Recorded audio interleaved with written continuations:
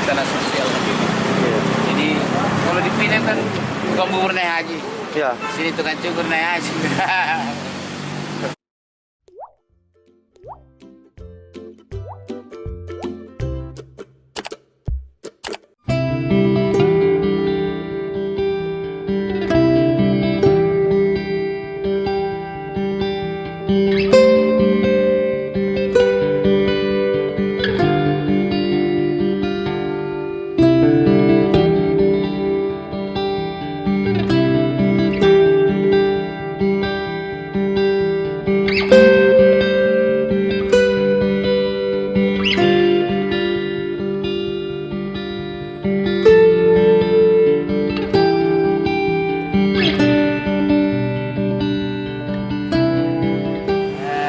Di sini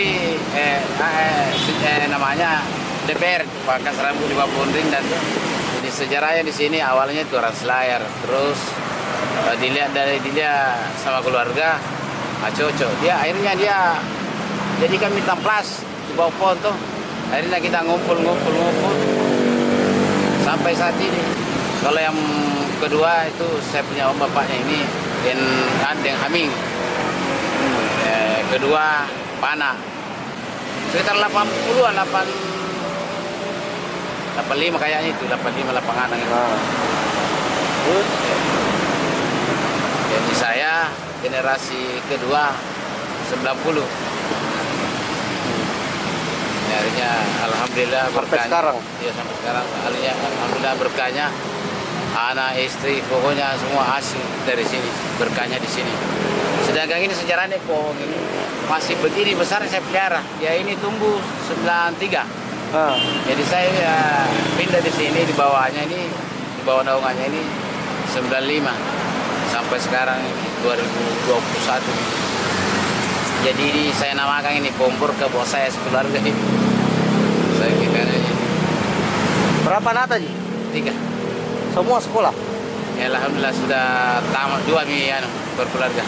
Sudah berkeluarga. Sisa 1 sudah tamat, 2 cewek. Saya ada yang lain naik tanah sosial. Jadi kalau dipindah kan bukan bubur naik haji. Ya. Sini tukang cukur naik haji. Cuma tidak ada lift waktu itu sebenarnya. Saya tidak bisa bayangkan. Orang kalau dipikir secara otak manusia pasti bilang, masa itu kerjanya naik satu tulis apa sih, berapa sih pendapatnya dalam 1 hari? Alhamdulillah. Dalam sehari itu Ji, kita biasa berapa kepala kita cukup? Ya alhamdulillah biasa 10. Kalau lagi happy, artinya mungkin lagi hoki ya sampai 20. Sampai 20. Kalau minggu-minggu biasa 3 atau 5. Tapi kalau luar biasa ya begitu sampai minimal 10. Tapi kan artinya harganya bervariasi.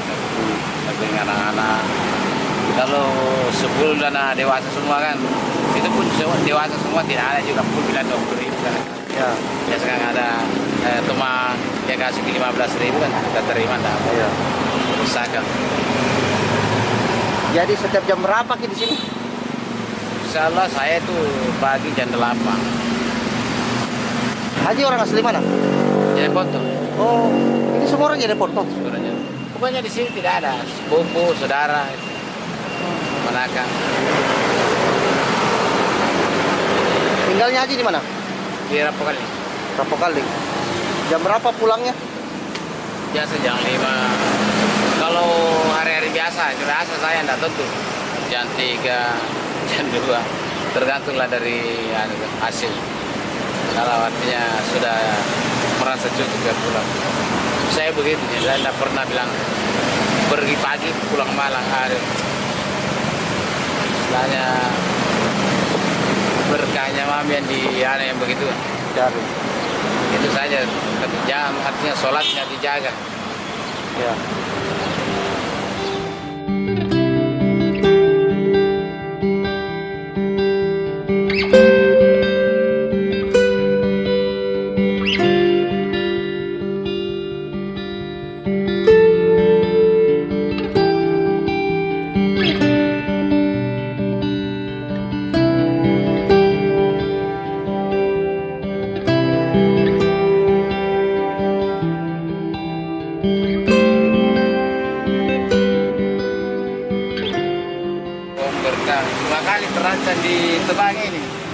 Oh, pernah mau ditebang. Nah, Ini waktu di pagar ini. iya. Data gambarnya pas di sudut itu pintunya. Iya. Jadi saya dikasih lihat sama kontraktornya. Ya Pak, kita main nih Pak. Di foto ya kan? Kenapa Pak? Pintu harus di sini sih bilang. Kalau menurut saya Pak, masa pintu di sudut baru ada tiang listrik. Dia bilang sedang gambar, bilang gambar kita nggak bisa dirubah. Dan nanti kita tanya paling direktur. Ya. Itu berapa? Itu berapa? Hah?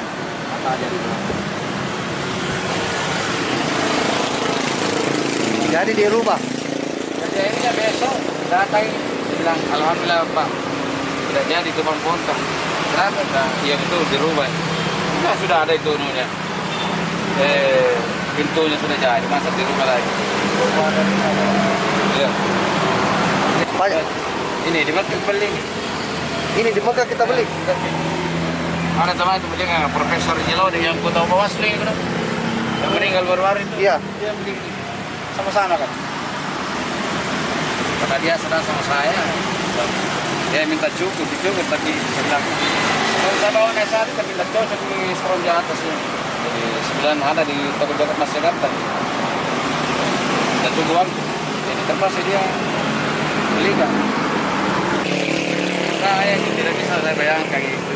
Tapi alhamdulillah betul-betul menunjukkan tuh jadi karena salah satu firman Allah di dalam Al-Quran mengatakan siapa yang bersungguh-sungguh maka pasti akan dapat.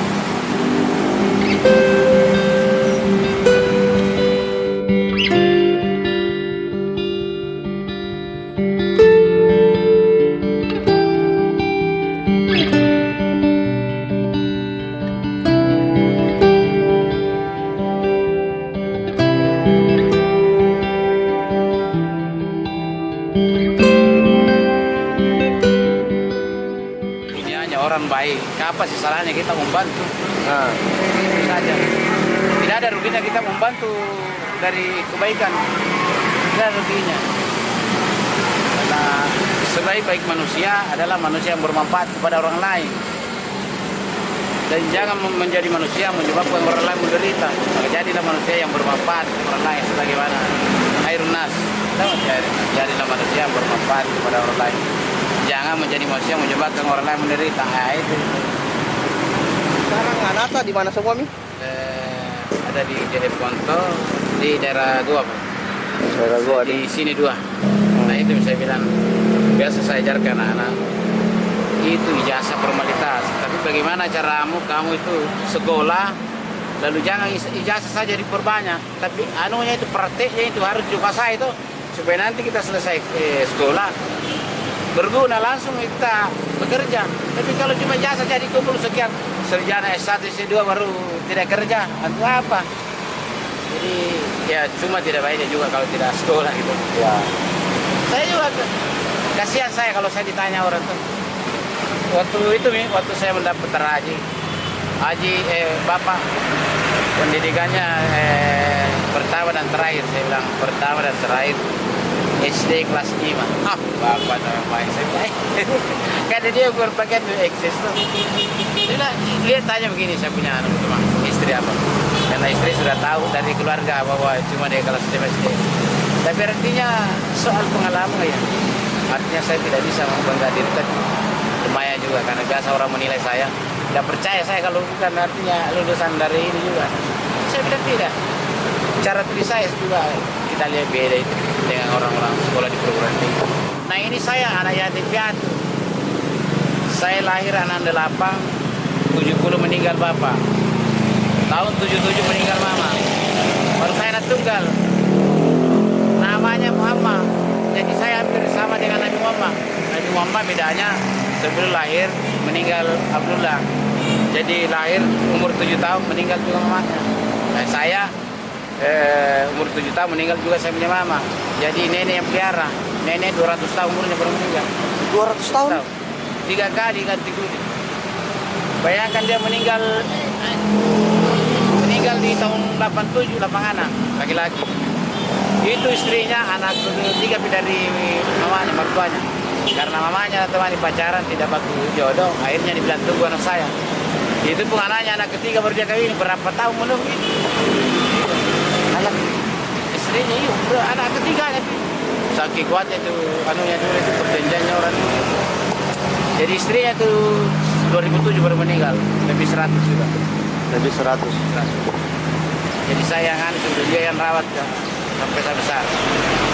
Saya bilang, ya, waktunya meninggal ya semuanya itu apa-apa yang dibutuhkan pada saat itu saya juga siapkan. Karena dia yang rawat saya selama saya besar, saya bisa begini, alhamdulillah. Itu anaknya aja lah sebenarnya. Kita kasihan saja, apa namanya, masa saja, siapa saja orang yang datang tuh mengaji apa. Saya berikan kambing apa, beras, semuanya. Pokoknya semua pekerjaan kita harus ikhlas mengerjakannya. Nah kalau kita ikhlas berarti Allah juga senang sama kita. Karena sesuatu yang tanpa ikhlas itu kan beda tuh hasilnya. Beda hasilnya pasti karu-karuan. Jadi apa saja kita kerjakan dengan ikhlas berarti senang hati.